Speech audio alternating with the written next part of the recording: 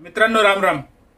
आज परत एकदा मराठी माध्यमांमध्ये शरद पवार साहेब, उद्धव ठाकरे साहेब यांचा मोठा गाजावाजा चालू आहे. आणि त्यांचे प्रवक्ते, विश्वप्रवक्ते संजय राऊत साहेब तर मोठ्या मोठ्या खुशीत आहे. कारण त्याला बातमी पण तशीच आहे की आम्हीच कसे निवडून येणार आहोत आणि भाजपचा कसा पराभव होणार आहे.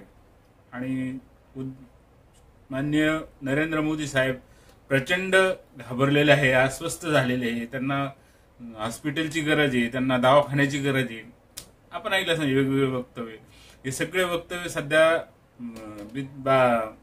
मराठी बातम्या लावल्यावर आपल्याला दिसून येतात मित्रांनो. आणि ह्या लोकसभेमध्ये मोदींचं सरकार पडणार. महाराष्ट्रामध्ये महाविकास आघाडीला म्हणजे राष्ट्रवादी काँग्रेस, शरदचंद्र पवार गट, उद्धव ठाकरे गट, काँग्रेस यांच्या महाविकास आघाडीला जवळ 35 ते 40 सीट येणार. हे जे काय बातम्याचा सातत्याने भडीमार चालू आहे सकाळपासून. म्हणजे जेव्हा मोदींची सभा झाली ना नंदुरबारमध्ये, त्या नंदुरबार सभेमध्ये मोदींनी असं एक वाक्य फेकलं आणि सगळा मीडिया, सगळा महाविकास आघाडीचा गोतावळा त्यांना इतक्या आनंदाच्या उकळ्या फुटतायत की बस मित्रांनो. आता ते वाक्य काय होतं काय नाही हेच मी आपल्याशी बोलणार आहे. मी कृष्णा आत्रे आणि आपण बघत आहात माझा संवाद.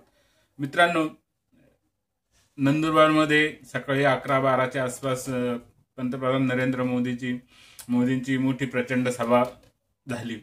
हिना गावित यांच्या प्रचारार्थ ती सभा होती. आणि त्या सभेमध्ये मोदी साहेबांनी एक ऑफर दिली की 2-3 दिवसापूर्वी शरद पवार साहेबांनी जे वक्तव्य केलं होतं की छोटे मोठे जे काही पक्ष आहे महाराष्ट्रातले म्हणा किंवा इतर राज्यातले, ते सगळे काँग्रेस 4 जून नंतर काँग्रेसमध्ये विलीन होणार आहे. आणि त्यांनी त्यावेळेस पराभव मान्य केला का असं वाटत होतं. आणि आज ज्यावेळेस नरेंद्र मोदी यावर बोलायला लागले त्यावेळेस म्हणे की तुम्ही काँग्रेसमध्ये जाण्यापेक्षा एनडीए मध्ये या. म्हणजे शरद पवारांनी अजित पवार दादांच्या गटात जायला सांगितलं आणि उद्धव ठाकरेंना शिंदेच्या गटात सांगितलं. म्हणजे असली गट आहे, ह्या नकली लोकांनी सगळे असलीकडे यायला हवं, तरच त्यांचे स्वप्न साकार होणार आहे वगैरे वगैरे ते त्यांनी आपल्या भाषणामध्ये सांगितलं. आणि त्यामुळं प्रचंड आनंद उत्सव महाविकास आघाडीमध्ये सुरू झाला. विजय वडेट्टीवार तर काय खाताच बैठ देत होते की आता मोदी साहेबांची सत्ता कशी जाणार आहे आणि ते कसे घाबरलेले आहे, त्यांच्या प्रत्येक वक्तव्यातून कशी देशाची मान खाली जाते वगैरे वगैरे वगैरे भाषणं सुरू झाली असं आपण बघितले. शरद पवार साहेबांची पण प्रतिक्रिया त्याच्यामध्ये ऐकली की आम्ही देशहिताच्या आड येणार आहे किंवा देशहित असेल तिथंच आम्ही जातो. म्हणजे आम्ही नेहरू गांधीची विचारप्रणाली त्याची पक्ष आहोत आणि मोदी हे देशाला घातक आहे, त्यामुळे त्यांच्याबरोबर आम्ही जाण्याचा प्रश्नच नाही. त्या सगळ्या बातम्यांचा वाहपूक आहे, बरोबर आहे का ना मित्रांनो.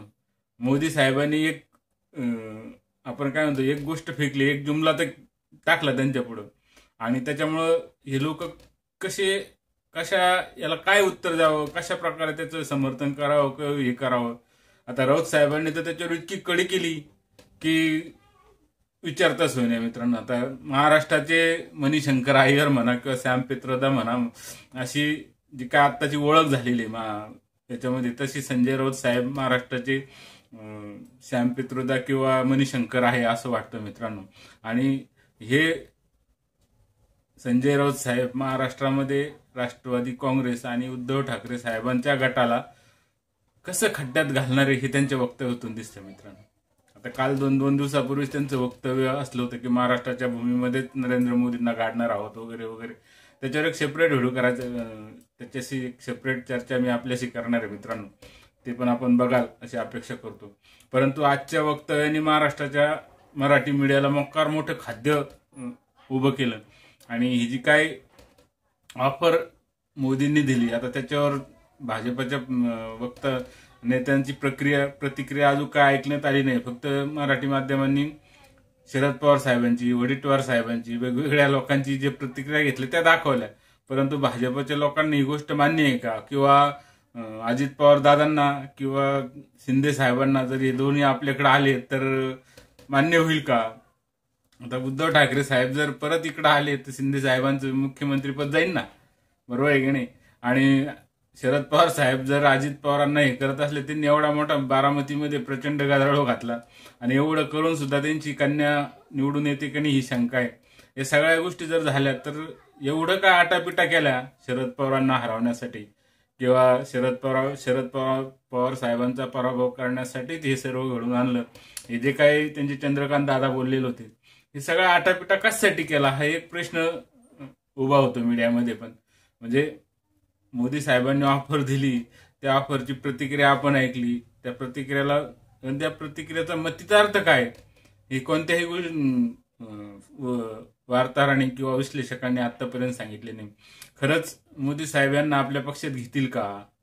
बरोबर आहे की नाही? घेतले तर त्यांचं काय होईल पुढं? मग हे जे आलेले होते अगोदरच राष्ट्रवादी आणि शिवसेनेचा एक एक गट, त्यांची प्रतिक्रिया काय राहील?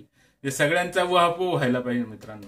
म्हणजे एक वाक्य बोलले मोदी साहेब, पण त्याची प्रतिक्रिया प्रचंड मोठी होणार आहे आणि त्याच्यातून मोठं आता येणार तर नाहीच. बरोबर आहे का नाही? आता मोदी साहेबांची 3री टर्म तर जवळजवळ फिक्स आहे.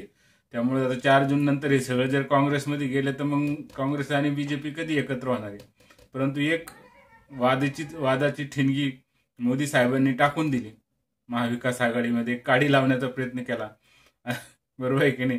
तर काँग्रेस सुद्धा त्यांना घ्यायच्या विचारात असेल तर ते सुद्धा चलबिचल होणार आहे. बरोबर आहे की नाही? या सगळ्या गोष्टी आहे मित्रांनो. म्हणून कदाचित महाविकास आघाडीच्या कंपूमध्ये जे काय उंदीर सोडण्याची म्हणता ना, उंदीर सोडता बरोबर आहे की नाही? सभेमध्ये म्हणजे सभा उधळून लावण्यासाठी उंदीर सोडतात किंवा काय करतात, अशी एक गोष्ट आहे. तसं मोदी साहेबांनी हा एक पिल्लू सोडून दिलं काय, यांनी आमच्याकडे यावं म्हणून, आणि त्यांच्यामध्येच एकामेकामध्ये लाथडी निर्माण होईल काय अशी शंका येते मित्रांनो. बघूया काय होतं, याची प्रतिक्रिया आपल्याला 2 दिवसात दिसणार आहे. परंतु याच्यातून मोदी साहेबांवर टीकेचं आणखीन एक साधन विरोधी पक्षांना मिळालेलं आहे आणि मोदी साहेब म्हणतात की जास्तीत जास्त माझ्यावर टीका हे लोक करतात आणि टीका केली की मलाच त्याचा फायदा होतो. बघूया मित्रांनो काय 4 जूनला कळण आपल्याला मोदी साहेबांना फायदा होतो का तोटा होतो. विषय जर आवडला तर चॅनल सबस्क्राईब करा, लाईक करा आणि व्हिडिओ पाहिल्याबद्दल धन्यवाद.